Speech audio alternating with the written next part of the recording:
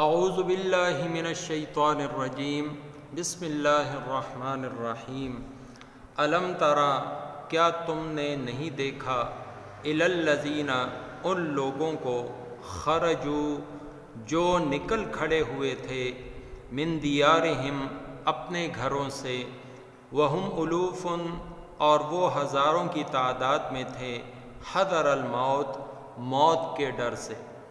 فقال پس فرمایا لہم ان سے اللہ تعالیٰ نے موتو مر جاؤ ثم احیاہم پھر انہیں زندہ کر دیا ان اللہ بے شک اللہ تعالیٰ لذو فضل البتہ فضل والے ہیں علی الناس لوگوں پر ولکن اور لیکن اکثر الناس اکثر لوگ لا یشکرون شکر نہیں کرتے وقاتلوا اور جہاد کرو فی سبیل اللہ اللہ تعالیٰ کی راہ میں وَاعْلَمُوا اور خوب جان لو ان اللہ یہ کہ اللہ تعالیٰ سمیع علیم سننے والا جاننے والا ہے من کون ہے ذا الذی ایسا شخص یقرض اللہ جو قرض دے اللہ تعالیٰ کو قرضا حسنا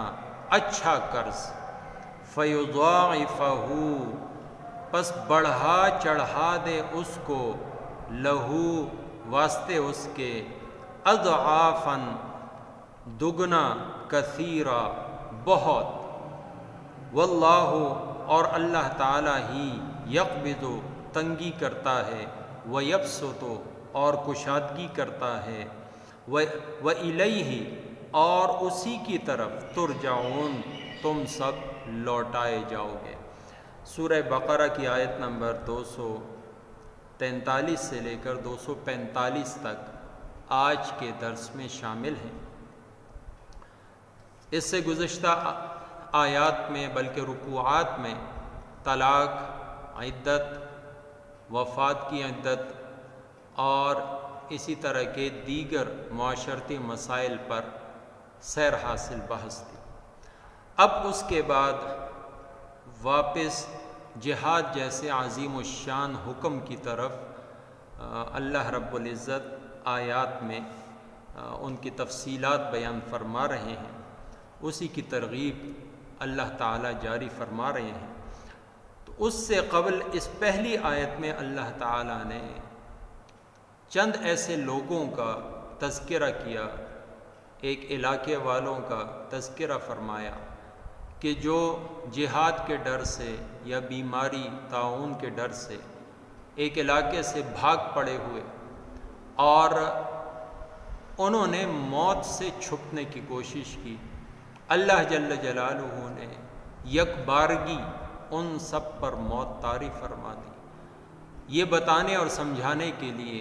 کہ میدان جہاد سے بھاگنے کی وجہ سے موت نہیں ٹلتی، یا کسی علاقے میں وبا پھیل جائے وہاں سے اگر بھاگ پڑو گے تو تمہیں وبا کچھ نہیں کہے گی، یا وہاں جا کر تمہیں موت نہیں آئے گی، ایسی کوئی بات نہیں۔ تو روایات میں اسے بنی اسرائیل کے زمانے کا واقعہ کہا گیا ہے، اور پھر وہاں سے ایک پیغمبر کا جو ہے گزر ہوا جن کا نام حضرت حزقیل علیہ السلام ہے۔ انہوں نے جب دیکھا کہ یہ لوگ جو ہے وہ اللہ تعالیٰ کے حکم سے مرے پڑے ہیں، اللہ تعالیٰ سے دوبارہ ان کے جی اٹھنے کی دعا فرمائی، تو اللہ رب العزت نے ان سب کو دوبارہ زندہ کر دیا، یہ بتانے کے لیے کہ قیامت کے دن بھی تم اسی طرح دوبارہ زندہ کیے جاؤ گے۔ دوسری بات یہ سمجھا دی کہ موت میدان جہاد میں نہیں لکھی، بلکہ موت کے لیے ایک وقت مقرر ہے کہ جس وقت کے آنے پر نہ وہ ایک آن ایک گھڑی ٹلتی ہے اور نہ ہی ایک گھڑی پہلے آتی ہے، بلکہ جو وقت مقرر ہے اسی وقت پر اس نے تمہیں آن دبوچنا ہے، چاہے تم اس کے لیے تیار ہو یا نہ ہو، میدان جہاد میں ہو، گھر میں ہو، ہسپتال میں ہو، یا دنیا کے کسی کام میں مشغول ہو، کوئی ضروری نہیں، کوئی سبب ظاہری طور پر نہ بھی بنے، لیکن جب تمہیں موت آئے گی تو اس نے اپنے وقت پر آنا ہے۔ اللہ رب العزت کی ذات پر مکمل یقین رکھنا چاہیے۔ اسی نے موت کو بھی پیدا کیا، اسی نے زندگی کو پیدا کیا، اور ان دونوں میں انسان کے لیے آزمائش رکھی۔ تو اس لیے اللہ تعالیٰ کے اس حکم سے بھاگنا نہیں چاہیے، بلکہ اللہ تعالیٰ پر توکل اور بھروسہ رکھتے ہوئے اس کے حکم کو پورا کرنے کی کوشش کرنی چاہیے۔ حضرت خالد بن ولید رضی اللہ تعالیٰ عنہ آخری وقت میں بستر مرگ پر تھے، تو فرمایا کہ دیکھو میرے بدن کا کوئی ایسا حصہ اور جوڑ تمہیں نظر نہیں آئے گا جہاں پر تیر کا، تلوار کا، برچھے کا کوئی زخم نہ ہو، لیکن آج میں بستر مرگ پر پڑا ہوا ہوں اور موت کا انتظار کر رہا ہوں۔ اگر میدان جہاد میں موت لکھی ہوتی تو خالد بن ولید یوں اپنے بستر پر نہ مرتا۔ اللہ تعالیٰ تو اپنے بندوں پر بہت فضل اور احسان کرنے والے، اس کے ہر حکم میں انسان کی خیر ہے، بس انسان ناشکرا ہے اور بہت جلد باز ہے، اس کو اپنی حکمت اور مصلحت کا نہیں پتہ، اس لیے اسے اللہ رب العزت کی بات پر یقین اور توکل کرنا چاہیے۔ اس کے بعد اللہ تعالیٰ نے حکم دیا جہاد کا کہ لوگوں اللہ کی راہ میں جہاد کرو۔ جہاد اللہ تعالیٰ کا حکم ہے، اور جس طرح باقی احکامات فرض ہیں اسی طریقے سے جہاد بھی اللہ تعالیٰ کے فرائض میں سے ایک فرض ہے، جو کبھی فرض عین ہوتا ہے اور کبھی فرض کفایہ ہوتا ہے، کبھی دفاعی ہوتا ہے اور کبھی اقدامی ہوتا ہے۔ بہرحال جہاد کے اندر ہی مسلمانوں کی شان اور شوکت رکھی گئی ہے، مسلمانوں کا غلبہ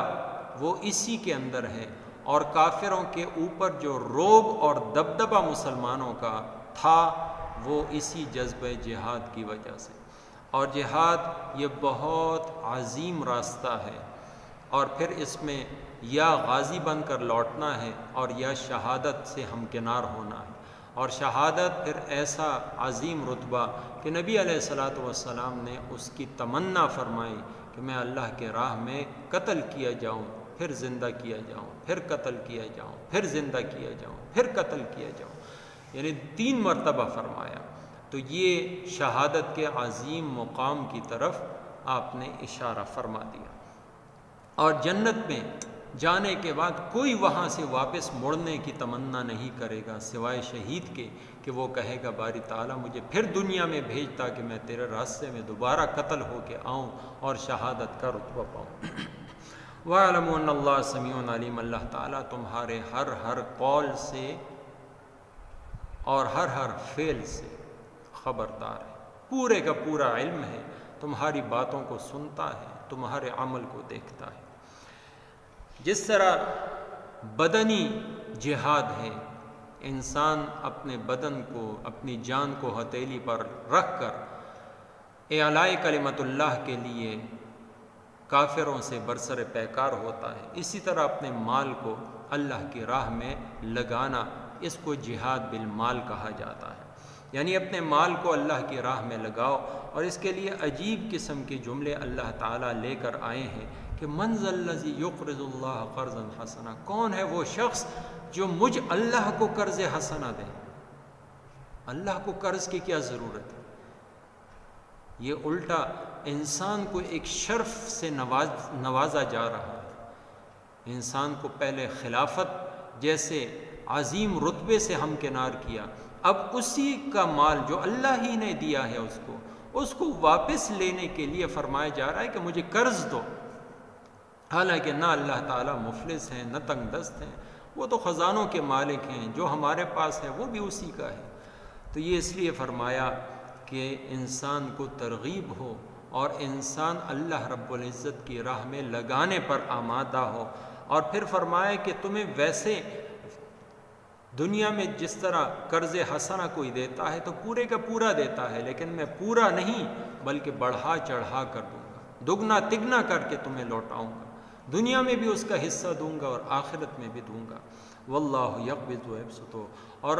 دنیا کے اندر دیکھو، اگر کسی کو کشادگی اور وسعت مال کی ملی ہے وہ بھی اللہ کی طرف سے، اور اگر کسی کو تنگ دستی ملی ہے وہ بھی اللہ کی طرف سے ایک امتحان ہے۔ اور بہرحال یہاں پر جتنا بھی مال ہو، تھوڑا ہو زیادہ ہو،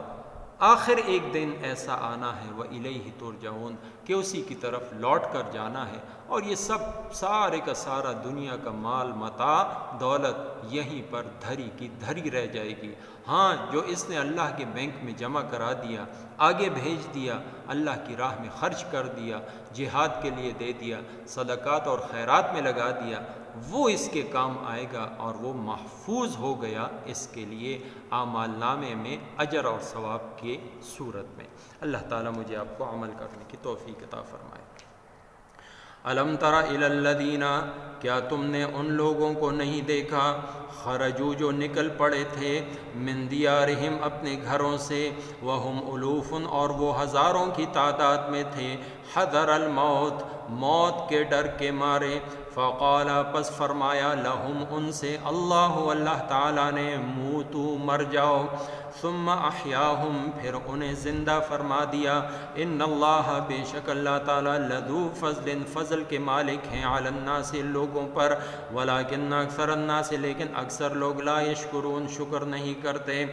وقاتلوا اور جہاد کرو فی سبیل اللہ اللہ تعالیٰ کی راہ میں، وعلموا اور خوب جان لو، ان اللہ یہ کہ اللہ تعالیٰ سمیع سننے والا، علیم جاننے والا ہے۔ من ذا الذی کون ہے ایسا شخص، یقرض اللہ جو قرض دے اللہ تعالیٰ کو، قرضا حسنا قرض اچھا، فیضاعفہ پس بڑھا دے اس کو، دگنا کر دے اس کو، لہو اس کے لیے، اضعافا کثیرہ دگنا کرنا بہت زیادہ، واللہ اور اللہ تعالیٰ ہی، یقبض تنگی کرتا ہے، ویبسط اور کشادگی کرتا ہے، وإلیہ اور اسی کی طرف، ترجعون تم سب لوٹائے جاؤ گے، وما توفیقی الا باللہ۔